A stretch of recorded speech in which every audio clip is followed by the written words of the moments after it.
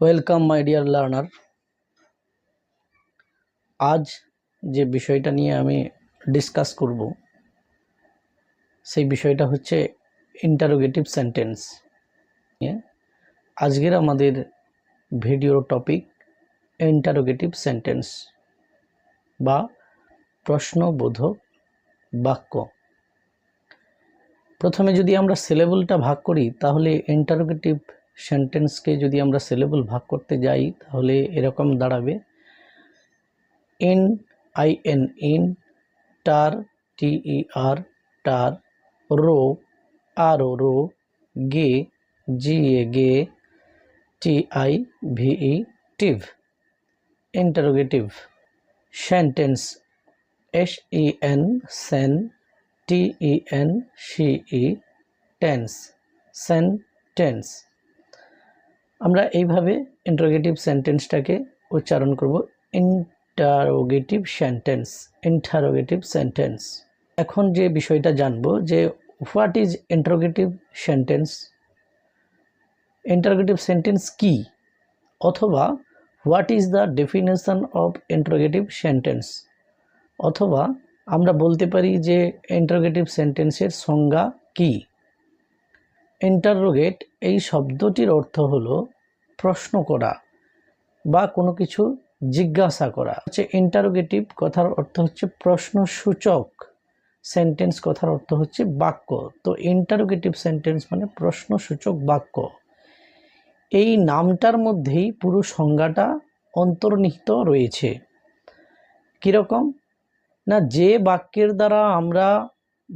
বাক্যের দ্বারা আমরা কোনো কিছু জানতে চাই বা জিজ্ঞাসা করি সেই বাক্যকে আমরা ইংরেজিতে ইন্টারোগেটিভ সেন্টেন্স বলি। এই ইন্টারোগেটিভ সেন্টেন্সের গঠন কি, অর্থাৎ আমরা ইন্টারোগেটিভ সেন্টেন্সটা গঠন করব কিভাবে। বি ভার্ব যেগুলো রয়েছে am, is, are, was, were, এবং হ্যাভ ভার্ব যেগুলো রয়েছে হ্যাজ, হ্যাভ, হ্যাড, এবং shall, should, will, would, can, could, may, might, এই ভার্বগুলো দিয়ে যদি পাই ইন্টারোগেটিভ সেন্টেন্সের ক্ষেত্রে, তাহলে এইগুলো সাবজেক্টের আগে বসে। অর্থাৎ আমরা ইন্টারোগেটিভ সেন্টেন্সে যদি এই সমস্ত বি ভার্ব, হ্যাভ ভার্ব বা shall, should, will, would, can, could, may, might, এই সমস্ত শব্দগুলো দিয়ে যদি ইন্টারোগেটিভ সেন্টেন্স শুরু হয় তাহলে এগুলি সাবজেক্টের আগে বসে, অর্থাৎ কর্তার আগে বসে। তাহলে একটা দুটো উদাহরণ দিলে আমরা কিন্তু পরিষ্কার বুঝতে পারবো বিষয়টা কি। চলুন আমরা উদাহরণগুলো একটু দেখে নিই। অ্যাসার্টিভ সেন্টেন্সের ক্ষেত্রে আমরা যেটা দেখেছি যে একটা সেন্টেন্স বর্ণনামূলক বাক্য, সেটা দিয়ে আমরা একটু নেগেটিভ বা ইন্টারোগেটিভকে প্র্যাকটিস করার চেষ্টা করি। Bimal is a good boy. Bimal ভালো ছেলে। বিমল কি ভালো ছেলে? Is Bimal a good boy? Is Bimal a good boy? তাহলে এখানে বাক্যের গঠনটা কীরকম হলো? অ্যাসার্টিভ সেন্টেন্সে ছিল Bimal is a good boy. Bimal এই সেন্টেন্সের সাবজেক্ট বা কর্তা, তার আগে আমরা কি বসালাম? বি ভার্ব, অর্থাৎ অ্যাম ইজ আরের মধ্যে যে ইজটা ছিল সেন্টেন্সে, সেই সেন্টেন্সের ইজটাকে আমরা ভার্বের একেবারে যে কর্তার আগে আমরা এই বি ভার্বটা বসালাম। He has got a bad tooth, এটাকে যদি আমরা ইন্টারোগেটিভ সেন্টেন্সে কনভার্ট করতে চাই তাহলে কীরকম হবে? Has he got a bad tooth? Has he got a bad tooth? He will pull out the bad tooth, সে খারাপ দাঁতটা উঠিয়ে দেবে। সে খারাপ দাঁতটা উঠিয়ে দেবে। এই বাক্যটাকে আমরা যদি ইন্টারোগেটিভ করতে যাই তাহলে এই বাক্যটি কীরকম দাঁড়াবে? Will he pool out the bad tooth, will he pool out the bad tooth. Next যে উদাহরণটা আমরা দেখব সেটা হলো the girl dancing in the hall, the girl dancing in the hall, মেয়েটি হল রুমের মধ্যে নাচছে, মেয়েটি হল রুমের মধ্যে নাচছে। এটাকে যদি আমরা ইন্টারোগেটিভ সেন্টেন্সে করতে চাই তাহলে কীরকম হবে, কি বলবো আমরা? Is the girl dancing in the hall, is the girl dancing in the hall. এরকম বহু উদাহরণ আমরা দিতে পারি। আই অ্যাম ইটিং রাইস, আমি ভাত খাচ্ছি, আই অ্যাম ইটিং রাইস। এটা যদি আমি ইন্টারোগেটিভ করতে যাই তাহলে আমাকে অ্যামটাকে আগে বসাতে হবে, তারপরে আইটাকে বসাতে হবে, তারপরে ইটিং রাইস। অর্থাৎ বাক্যের গঠনটা এরকম হবে, am I eating rice, am I eating rice. He plays football, he plays football, he plays football. Dear learner, তোমরা লক্ষ্য করো এই বাক্যটিতে যে ভার্বটা রয়েছে প্লে ভার্ব, সেই প্লে ভার্বের সঙ্গে এস যোগ হয়েছে। কারণ কি, হিটা থার্ড পারসন সিঙ্গুলার নাম্বার, হিটা third person singular number. He একটা প্রোনাউন, হি একটা প্রোনাউন, নাউনের পরিবর্তে ব্যবহৃত হয় হি বা সি।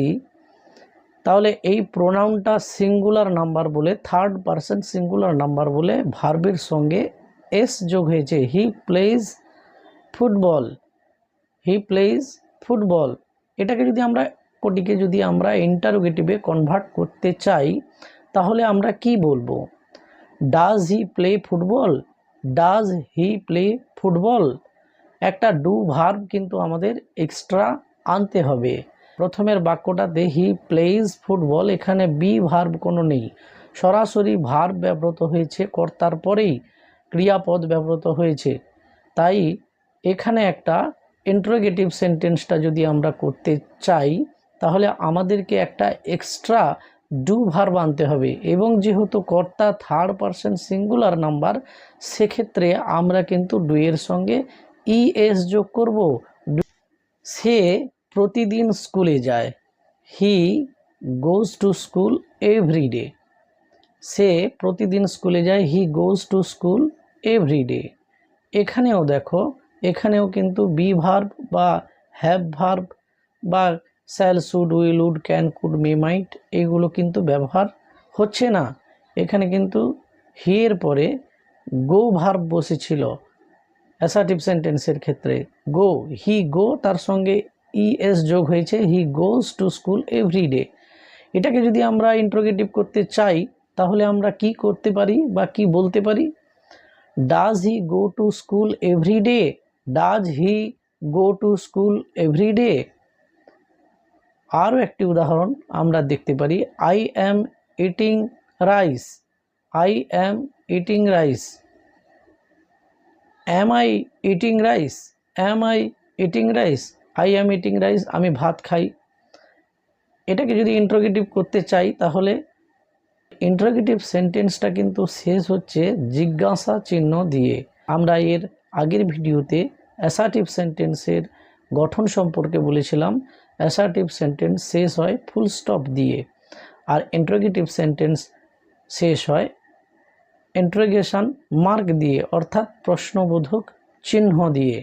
ইন্টারোগেটিভ সেন্টেন্স গঠনের ক্ষেত্রে যদি WH ওয়ার্ড ব্যবহৃত হয়, যেমন হু, হু মানে কে, হোয়েন কখন, হাউ কেমন, হোয়াই কেন, হুইচ কোনটি, এই সমস্ত যদি WH ওয়ার্ডগুলো ব্যবহার হয়, এই শব্দগুলো যদি দিয়ে ইন্টারোগেটিভ সেন্টেন্স শুরু করতে হয় তাহলে কিন্তু সবার প্রথমে আমরা এই WH ওয়ার্ডটিকে বসাবো, তারপরেই কিন্তু শব্দগুলোকে সাজিয়ে আমরা সেন্টেন্সটাকে তৈরি করব। যেরকম হোয়াট ইজ ইয়োর নেম, তোমার নাম কি, হোয়াট ইজ ইয়োর নেম, তোমার নাম কি, what is your mother's name, তোমার মায়ের নাম কি, what is your father's name, তোমার বাবার নাম কি? Where do you live in? Where do you live in? তুমি কোথায় বসবাস করো? What is the time now? What is the time now? এখন কটা বাজে? এখন কটা বাজে? How much is your salary? How much is your salary? তোমার বেতন কত? How many teachers? How many teachers teach you? কতজন শিক্ষক শিক্ষিকা পড়াশোনা শেখায়? Who are you? তুমি কে? Who are you? তুমি কে? What is your name? তোমার নাম কি? Whose whose book is this? Whose book is this? এটা কার বই? What do you want? তুমি কি চাও? Whom do you want? তুমি কাকে চাও? Which is your pen? কোনটা তোমার pen? What are you doing? তুমি কি করছো? When do you eat? তুমি কখন খাও? Where does he live in? Where does he live in? সে কোথায় থাকে? Why do you come here? তুমি কেন এখানে আসো? তুমি কেন এখানে আসো? How does he write? সে কিভাবে লেখে? How many brothers do you have? তোমার কতজন ভাই? How many sisters do you have? তোমার কতজন বোন? How much milk do you want? কতটা দুধ তোমার প্রয়োজন রয়েছে? হু যদি নিজের সাবজেক্ট হয়, হু WHO হু, হু মানে কে, কে যদি নিজের সাবজেক্ট হয় তাহলে সেক্ষেত্রে কোনো ডু ভার্ব বা অক্সিলারি ভার্বের প্রয়োজন হয় না। যেমন, কে তোমাকে অপমান করেছিল? কে তোমাকে অপমান করেছিল? হু ইনসাল্টেড ইউ?